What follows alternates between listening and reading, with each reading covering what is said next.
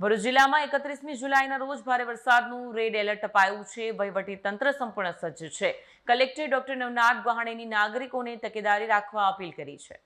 નમસ્કાર, હું doctor Navnath Gavane, collector and district magistrate Bharuch.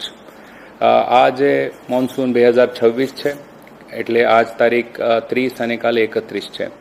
31 તારીખે ભરૂચ જિલ્લામાં રેડ એલર્ટ ઘોષિત કરવામાં આવેલ છે. આ રેડ એલર્ટનો મતલબ એ છે કે જિલ્લામાં વધારે વરસાદ થવાની શક્યતાઓ છે. આ વધારે વરસાદ થવાની શક્યતાઓના ભાગરૂપે જિલ્લામાં કંઈક જે વ્યવસ્થાઓ ઊભી કરવામાં આવેલ છે એ હું આપણા જણાવવા માંગુ છું. આપણા પાસે 1077 કંટ્રોલ રૂમ જો છે એ 24 કલાક ચાલે છે. એટલે કંઈ પણ પ્રકારની આપણે તકલીફ હોય કે કમ્પ્લેન કરવાની હોય કે વાત પહોંચવાની હોય એ અમારા કંટ્રોલ રૂમ ઉપર આપ કરી શકો.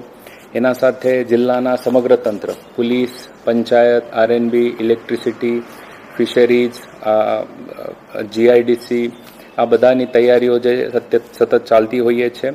અને એ તૈયારીના ભાગરૂપે આપણે બધા તાલુકાઓમાં અલગ અલગ ટીમોની રચના કરવામાં આવેલ છે. આ ટીમો સતત જો છે પરિસ્થિતિના ધ્યાને રાખીને હાલ જે છે ફિલ્ડ ઉપર ઊભી છે. આપણા પાસે 20 બોટ ફાઇબરની છે, 6 બીજી બોટો છે. એટલે એ બોટોનું પણ આયોજન કરવામાં આવેલ છે.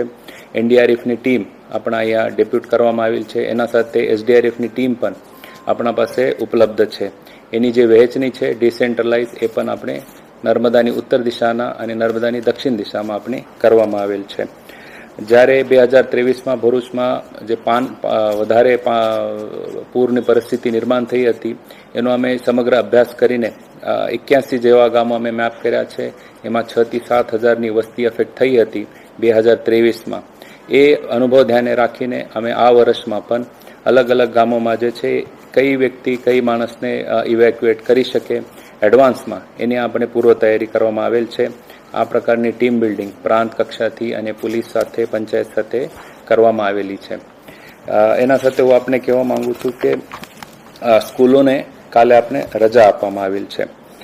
આપણા માટે એક મહત્વનું એક વિષય હોય છે કે સરદાર સરોવર ડેમની સપાટી એ અત્યારે 128 મીટર જેવી છે. જ્યારે સરદાર સરોવર 132 મીટરને ક્રોસ કરશે એટલે 132.65 મીટર ત્યારે અલર્ટ લેવલે આવી જશે. એટલે 70 થી 80% ડેમ જો છે અલર્ટ લેવલે છે. ઉપરવાસના જે વરસાદ છે સરદાર સરોવર ડેમમાં એ અત્યારે પણ -10 થી -50% છે. એટલે એનું ડિસ્ચાર્જ થવાની શક્યતાઓ જે છે એ આ 2-4 દિવસમાં ઓછી છે. ત્યારે પણ આપણે છે એ બધી તૈયારી કરવામાં આવેલ છે. ગોલ્ડન બ્રિજની હાલની સપાટી 1.9 મીટર છે અને જ્યારે એ 7 મીટરમાં આવી જશે એટલે 7 મીટર પછી બાજુની વિસ્તારમાં પાણી ફરવાની શક્યતા ઊભી થાય છે. એટલે આપણા પાસે એક સફિશિયન્ટ સ્પેસ અત્યારે પણ છે, પરંતુ તાકીદારી બધાએ રાખવું જોઈએ. આપણે થકી હું કંઈક સૂચનાઓ આપવા માંગુ છું. ખાસ કરીને દરિયામાં ખેડતા માછીમારી કરવા માછીમારો બંધુ ભગીનીને મારી વિનંતી છે કે આગળના 2-3 દિવસમાં કોઈ દરિયો ખેડતા નથી. આપણે તાકેદારી રાખીને પોતાને સુરક્ષિત રાખવાની જરૂરિયાત છે. બિનજરૂરિયાત ઘરની બહાર જવાનું નહીં. નદી પાસ હોય કે ખાડીનો નજીકનો એરિયા હોય કે કોઈ પાણીની જગ્યા હોય ત્યાં ખાસ કરીને નાના બાળકો હોય એને ધ્યાન રાખવું જરૂરી છે. લાઉડસ્પીકરથી અત્યારે અમે ભરૂચ અને અંકલેશ્વર વિસ્તારોમાં બધાને જાગૃત કરવાનો અત્યારે પ્રયત્ન કરી રહ્યા છે. જેટલા પણ પ્રાઇવેટ અસેટ્સ છે કે જેમાં આપણે ફ્લડમાં ઉપયોગી કરતા હોઈ શકે એ બધાનું મેપિંગ પણ અમને કરી દીધો છે.